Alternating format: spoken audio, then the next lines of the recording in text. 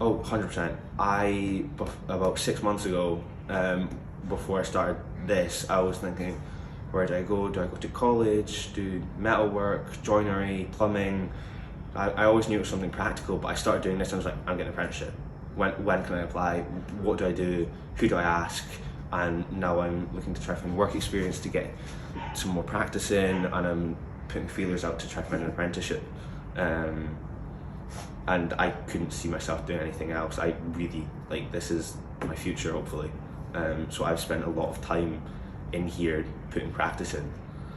It's a pilot project, so I think that hasn't really been done anywhere else before, so it's been interesting to see, if some of them do engage. We've been talking about James, he's going to move on to be a stonemason, that's kind of without doubt, I don't think, and 3 or 4 others who sort of really applied themselves to it and so seem to get something out of it. I think coming the outside companies and stuff coming in and kind of helping them is helping with that, because they've got somebody who's in that career talking to them, and they're able to see somebody who's in that job teaching them the skills that they've got from doing that job. So I think that's helping them to see that there's a link to something outside the school. We've got two guys at the moment, Lewis for the roofing and Derek for the stonemason stuff, and both of them again here every week, on time, reliable, and I think Lewis with the roofing, it's a few weeks ago he just had an opportunity that one of his jobs was over the road, and he just sort of handpicked a few guys and like, let's get you on the scaffold and let's get you on the roof, and off they went. And I mean that local tie of a close by job and having a tradesman with access to a site was fantastic. The kids loved it. They were up putting slates on the roof, I believe, and that's not possible with just CDT teaching staff at the moment. I mean, we'll try our best to put things in place, but that access to the real world jobs, I mean, that's invaluable, really, and they think that's brilliant.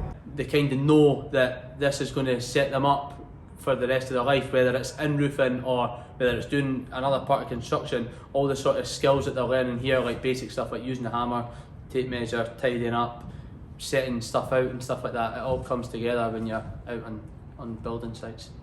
You'd be amazed with the amount of people that come on site and they don't know how to use a tape measure and how to mark a straight line and stuff like that. So it's all that sort of info that if they take it in, they've done the sort of same process. This is probably the 3rd time they're doing it now, so they can remember it for the first time. So they're saying, right, this is how we done that, this is how we done that, and it's coming to them more naturally than kind of standing asking me all the questions, which is good. And even sort of working in their pairs, I think they're a lot more confident asking each other questions and helping each other out than just coming straight to me. So I think just giving them something now, so that step further on when they start an apprenticeship, will really sort of boost the speed that they can sort of pick things up and be useful to their employer, to actually sort of be an asset to the company, which will then encourage them to maybe put a bit more into the trainees and allow them to do a few more things, as well as companies have to make money and they need to sort of make sure that their apprentices are trained to do the things that they do. It's great to see some of the kids just sort of take charge in there, and that's what really, when I walk away from that, I'm like, this guy, he's really enjoyed that today, because he was taking charge. He was shown that there was a level of sort of independence and interest that for me it makes it worthwhile. It's not just about me constantly, come on guys, let's do this, let's get this one job done. No, they're like, can I quickly finish this? And then they stepping back after it, and I sometimes see them taking pictures of what they've produced that morning, whether it be a bit of fencing like this, whether it's some of the log stores that we make, other projects as well, but there is a sense of pride.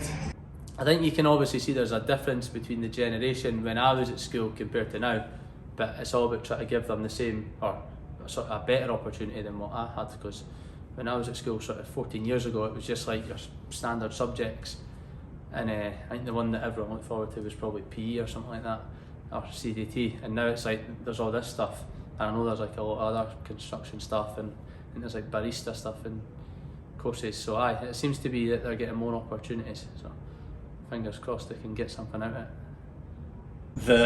The breadth of the subjects that are being taught really is quite impressive. You know, perhaps back in the hires day, usually you do 3 if you want to go to university, you do 5, and that was it.